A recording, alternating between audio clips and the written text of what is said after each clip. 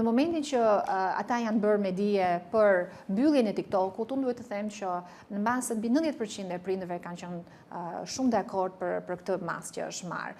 Ata besoj duan një lloj ndihme, duan një lloj përkrahje për të kufizuar dhe për të mbikëqyrur këtë kohë të harxuar kot në një farë mënyrë, energji dhe kohë e vlefshme e harxuar për gjëra të cilat në një farë mënyrë i shkëpusin fëmijët nga njohuri thelbësore, njohuri të rëndësishme që duhen atyre për shkollën ose edhe për aktivitetin e tyre të përditshëm.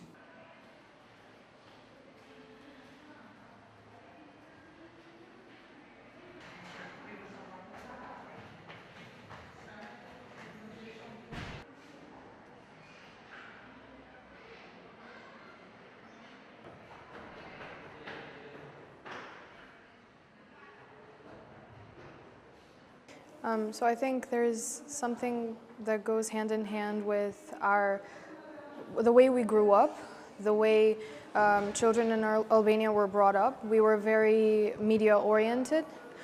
So the entire time we've had phones and computers and laptops and tablets. They were always in hand, and TVs especially. So TikTok has always been a medium for us to really just express ourselves, but inherently there comes a time when even the most beautiful things must come to an end.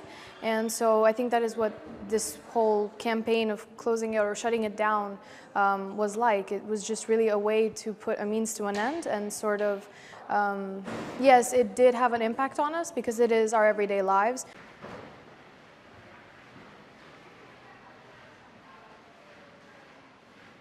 Po le ta mbyll, le ta provoj, po nuk do zgjidhet asgjë.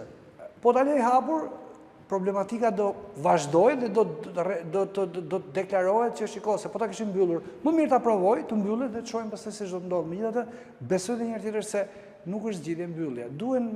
Duhet një pakt më i gjerë për familjen që duhet të jap zgjidhje dhe jo sot për nesër, por në një periudhë afatgjatë.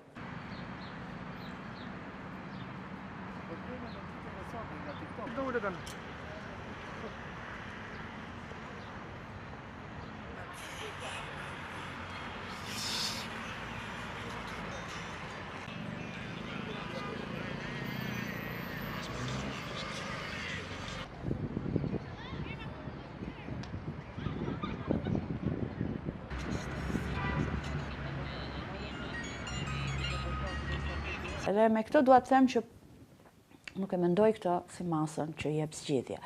Për mendimin tim, çfarë do të jep të zgjidhje, problemeve që kanë ata lidhur me mungesën e interesit për të mësuar, mungesën e motivimit tek shkolla, mungesën e besimit tek e ardhmja që ndryshon përmes shkollës, mungesën e solidaritetit me njëri tjetrin, mungesë të cilën ata po e vuajnë, sepse i shikojmë që vinë çdo ditë më të mbyllur, çdo ditë më të brisht psiqikisht, çdo ditë më të izoluar nga njëri tjetri. Probleme që lidhen natyrisht me aspektin e të nxënit, rezultatet e tyre të dobta në shumë teste, rezultatet e tyre të dobta të lidhura ngushësisht me varfrinë, për shembull.